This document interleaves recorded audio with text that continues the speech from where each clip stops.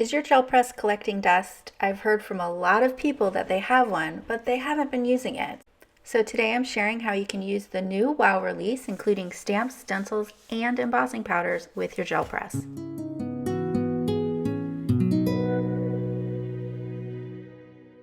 First up, I'll use the gel press with new stamps from WOW and some acrylic paints, which are my favorite to use because of how bright they are. So I have a 3x5 and 5x7 gel press here, and I have a new stamp set inspired by Verity from our design team. It's the Foliage Background Bold stamp set, and I have Naples yellow green paint here, and that is way too much paint, you guys. I just wasn't even thinking. So I will roll off some of that extra paint onto the deli paper that I have off to the right, and then I'll also put some on the 3x5 jelly plate that I have over to the left. That way I can make more than one print as I'm going along doing this. So I have the foliage background here, and I'm just going to use that to lift off some of that acrylic paint. And I wanted my backgrounds to have a distressed look, so I'm not too worried about the patterns matching up or anything like that. I'll put that off to the side. It is pretty easy to get the acrylic paint off, so I'll show you guys how to do that. Here I have Caput Mortem, which is a beautiful warm purpley color. I'm also going to add some Payne's Gray. So in between my layers of paint, I'm letting it dry for a little bit so that I am not kind of mixing the colors. They're going on independent of each other. Whichever color you have down first is going to be the color that you see first and be more prominent in your print. Everything that goes on behind that is going to be in the background. So what goes on first is in the forefront. What goes on last is in the background.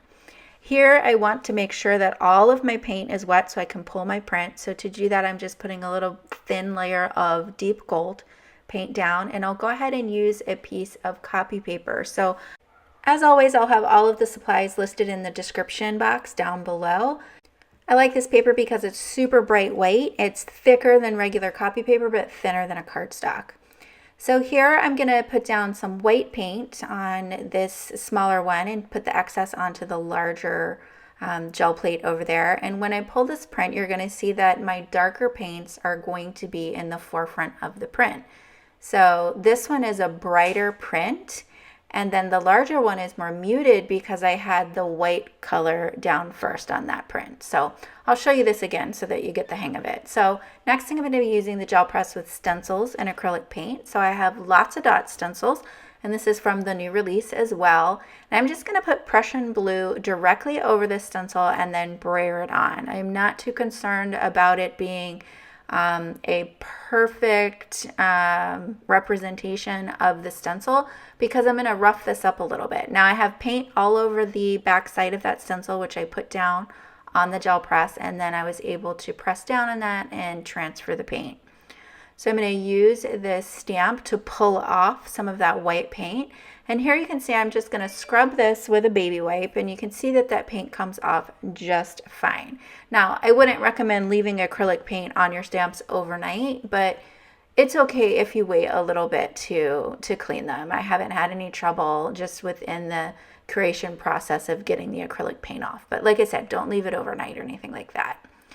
So I'm going to put the stencil down so that I can lift up some of this Caput Mortem that I put down. Same thing with the stamp there. And remember, this is the one where we had the white paint down first.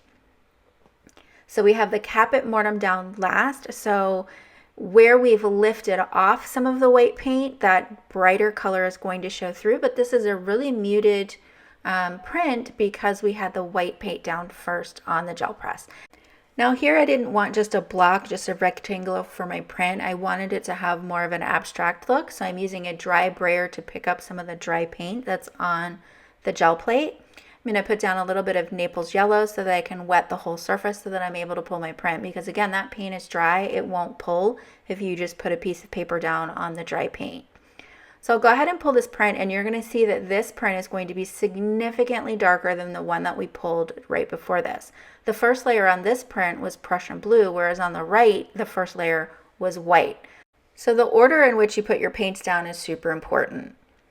Next up, we're going to be using our gel prints and adding some heat embossing and creating our cards. So the first thing that I want to do is use this muted background and punch it up a notch with some embossing powder. So So this print is beautifully muted, but I love a lot of contrast, so I decided to add the contrast with embossing powder. Here I have the Fairground Trio, which includes ice cream and candy floss. Candy floss is the pink, and then this is Carnival. So Carnival is going to be what I use to add a bunch of contrast to this card. So I've already stamped this panel with a Foliage background bold stamp set, and I'm going to go ahead and sprinkle on the Carnival embossing powder. Now this is a glitter embossing powder, so after you sprinkle it on, you can see I pour it on generously.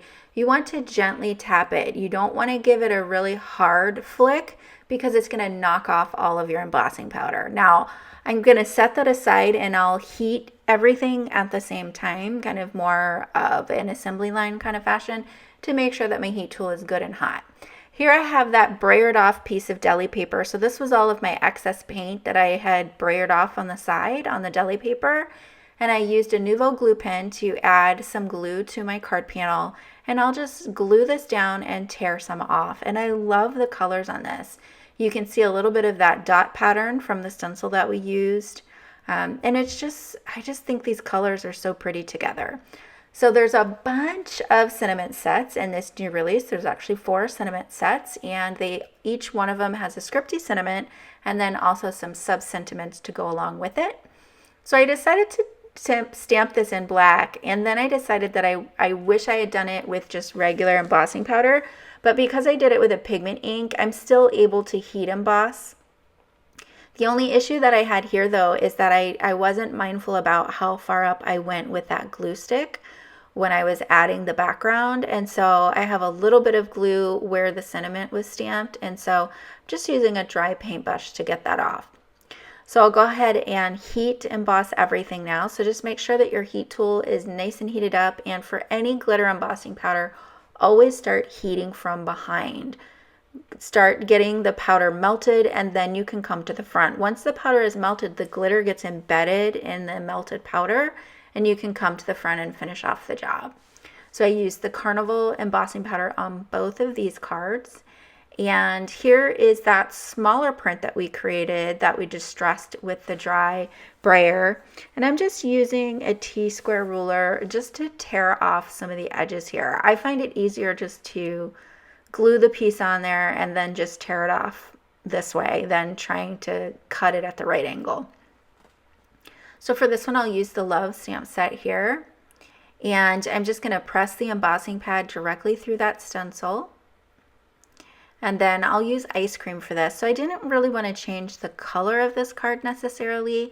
I just wanted to add a little bit of sparkle without it kind of like overtaking the card. There's already a lot of busyness going on with this piece here, and I added a sub-sentiment, and you can see that there. Going back to that first panel, I went ahead and used Carnival to stamp thank you and heat embossed it, and I just cut out a circle from the center of that and popped it up, and that finishes off that card.